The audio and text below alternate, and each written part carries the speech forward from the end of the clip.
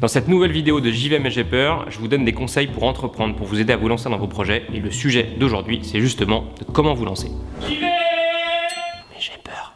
Ma méthode infaillible pour aller le plus vite possible entre le moment où vous décidez de vous lancer et votre premier client, je l'ai appelée la méthode Cobra. J'adore ce truc. Cobra. Vous avez l'idée, vous avez décidé de vous lancer, vous avez peut-être même des associés avec vous pour démarrer. Bravo, vous faites partie de la communauté des heureux entrepreneurs en slip dans leur salon. Donc c'est un peu cliché l'image de l'entrepreneur en slip chez lui, mais quand même c'est très vrai parce que le premier jour, quand vous achetez votre ordinateur et que vous êtes tout seul chez vous, a priori en slip, ça fait un peu peur. Pour ma part, c'est 9 mois entre le moment où j'ai décidé de me lancer et le moment où j'avais le premier slip à vendre. Ça a été, avec du recul, les 9 mois les plus difficiles de mon parcours entrepreneur. C'est difficile parce que vous avez rien à montrer, pas grand chose à raconter, pas de site web, pas de produit, pas de carte de visite, et pourtant, vous devez convaincre tout le monde, et surtout vous-même, que oui, vous allez y arriver. Je vous en ai parlé dans la dernière vidéo, c'est ce que j'appelle le balancier de l'entrepreneur. Il y a des hauts où vous dites c'est absolument génial, mon idée elle va cartonner, et il y a des moments où vous dites mais qu'est-ce que je suis en train de faire? Donc à partir de ce moment, votre objectif, c'est d'arriver à sortir de ce tunnel le plus vite possible. Le Graal, la lumière au bout de ce tunnel, le truc qui va vous rassurer au fond de vous en tant qu'entrepreneur, c'est votre premier client. Yes! Alors du coup, pour aller le plus vite possible et sortir de ce tunnel, je vous ai concocté...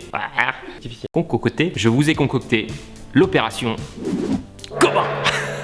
Le premier truc hyper important dans l'opération Cobra, c'est de créer un rythme. Monter votre boîte, ça doit devenir rapidement un métier un peu comme les autres. Ça veut dire avoir des horaires, démarrer avec tout le monde le matin, finir pas trop tard le soir, faire autre chose à côté, voir des potes, sortir, pas être que dans son canapé en slip. Donnez-vous des repères, calquez-vous sur un rythme et si vous pouvez, essayez d'avoir un bureau, trouver un endroit qui est en dehors de chez vous, un coworking, chez des amis, chez des potes, comme vous voulez. Créez une routine qui va vous rassurer et vous rendre évidemment plus productif. Pour moi, il y a deux choses qu'il faut séparer. Alors d'un côté, il y a un paquet de choses administratives, juridiques, un peu chiantes à faire mais qui sont importantes, concrètes. Moi, je les fais plutôt le matin. Ensuite, il y a toutes les choses un peu plus de fond, la réflexion, la stratégie, le BP, toutes ces choses-là, on va en reparler. Mais c'est des choses qui peuvent vous faire un peu douter et ça, moi je les ferai plutôt l'après-midi. Alors le matin, les choses concrètes qu'il faut avancer. Clairement, le premier truc, c'est le juridique. Moi, je vous conseille de démarrer par un statut d'auto-entrepreneur. C'est simple, ça se fait sur internet, c'est gratuit. Moi, c'est ce que j'ai fait pendant plusieurs mois. Ça vous permet d'avancer et de pas vous prendre la tête. Vous trouverez le lien dans la description ici. Ensuite, est-ce que vous posez la question de créer une société ou pas? Mais en tout cas, l'auto-entrepreneur, c'est une première étape pour démarrer. Deuxième truc, le financement. Là, il y a les gens autour de vous, vos familles, vos amis qui peuvent vous donner un peu de sous. Et bien sûr, il y a les banques. Prenez rendez-vous avec vos banquiers, les banquiers de quartier, allez les rencontrer. Il n'y a rien de mieux que de se faire copain-copain avec le banquier que vous connaissez et demandez-leur du découvert autorisé. On peut demander à tout le monde, ils peuvent vous donner 5, 10 000 euros. C'est une super aide pour démarrer et normalement, c'est assez facile à obtenir.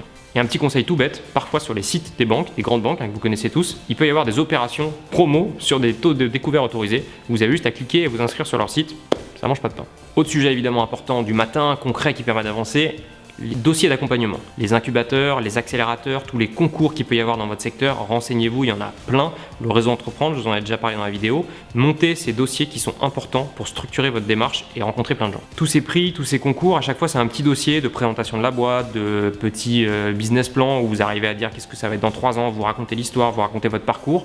Ça vous prend toujours une petite heure à remplir, mais c'est hyper important, ça vous donne de la visibilité, de l'accompagnement, des financements, donc vraiment c'est hyper important, j'insiste. Renseignez-vous sur les concours de start-up qu'il peut y avoir dans votre domaine, dans votre secteur et inscrivez-vous à tout. C'est bon, t'es inscrit? L'idée de ces choses que vous allez faire le matin, c'est que c'est des choses concrètes, factuelles que vous allez pouvoir cocher sur votre liste de choses à faire et ça fait beaucoup de bien, ça rassure parce que quand vous rentrez chez vous, vous pouvez dire ouais j'ai fait ci, j'ai fait ça et dans votre tête, vous avez l'impression d'avancer. Autre truc super important évidemment que je vous conseille de faire plutôt le matin, c'est le produit. Si vous gardez vraiment le début de matinée pour vous roder, pour vous lancer dans votre journée avec ces tâches un peu administratives, vous pouvez garder la deuxième partie de la matinée pour avancer sur ce qui est le cœur de votre boîte, votre produit ou votre service. L'idée, c'est que votre produit, vous allez mettre un temps infini à le construire, à le créer et qui va jamais être parfait. Dans 5 ans, dans 10 ans, il sera toujours pas parfait et c'est normal. Ce qu'il faut accepter, c'est que le mieux est l'ennemi du bien et il faut avancer avec des petits pas. Donc dans cette fin de matinée, avancez, recherchez vos fournisseurs, recherchez vos prestataires. Au début, je vous préviens, personne n'en aura rien à foutre de vous.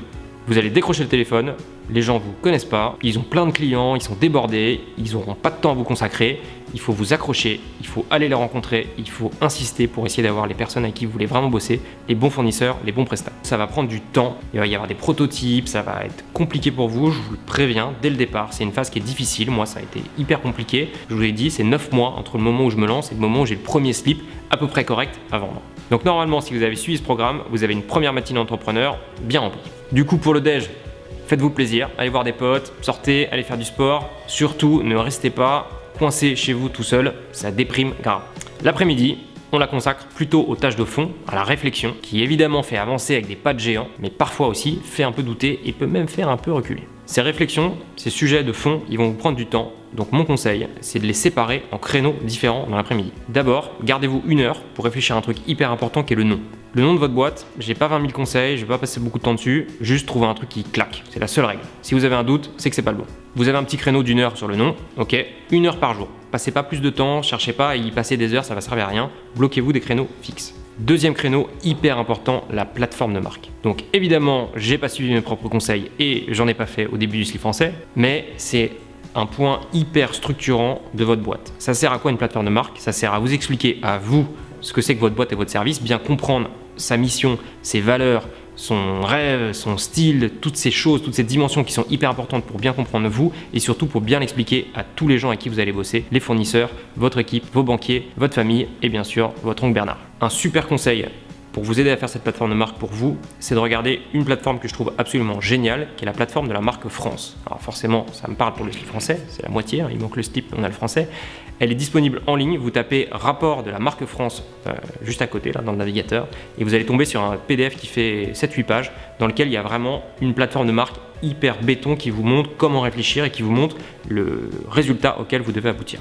Dans cette plateforme de marque, il y a la matrice finale, qui est votre rendu final de votre marque, dans lequel il y a 6 fondations. Attention, point météo France. Les 3 piliers, le rêve, les actifs clés, le style, l'état d'esprit et les croyances. Donc vous avez bien organisé votre après-midi, vous avez gardé un premier créneau pour le nom, un deuxième créneau pour la plateforme de marque, le troisième créneau, évidemment super important aussi, c'est le business plan. Alors super important, oui et non. Le business plan ou le BP, c'est utile, mais pas forcément autant qu'on le pense. Et les profs vont peut-être un peu me détester, mais moi je suis pas le champion de France du BP. Le business plan c'est important pour connaître votre marché, aller chercher tous les chiffres, vous rendre crédible, rencontrer un peu tout le monde, c'est l'occasion de poser plein de questions pour essayer de comprendre comment ça fonctionne en termes de valeur, mais clairement c'est pas prioritaire. Pourquoi ?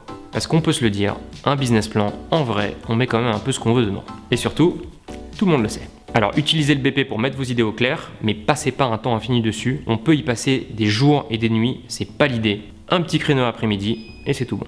Vous avez bien suivi l'opération Cobra, vous avez eu des bonnes matinées, des bonnes après-midi, le temps passe, ça avance, il y a un moment, il va falloir décider que vous êtes prêt. Cherchez pas à faire parfait, osez, sortez votre produit, montrez-le, c'est comme ça que vous allez le faire grandir. C'est pas en attendant, en espérant que semaine après semaine, il devienne de mieux en mieux. Il pourra jamais être parfait, je vous l'ai dit, donc allez-y, vous l'avez dans les mains, c'est parti, vendez-le. Voilà, ça y est, enfin, vous avez vendu votre premier produit à votre oncle Bernard. Merci Bernard. Chers amis entrepreneurs en slip, bravo, vous venez de faire le plus dur. Oui, votre boîte existe. Maintenant, votre prochain défi, ça va être de grandir, de vous faire connaître. Et pour ça, il y a un outil magique, c'est Internet et les réseaux sociaux. C'est le sujet de la prochaine vidéo. Abonnez-vous ici, à bientôt et vive le slip!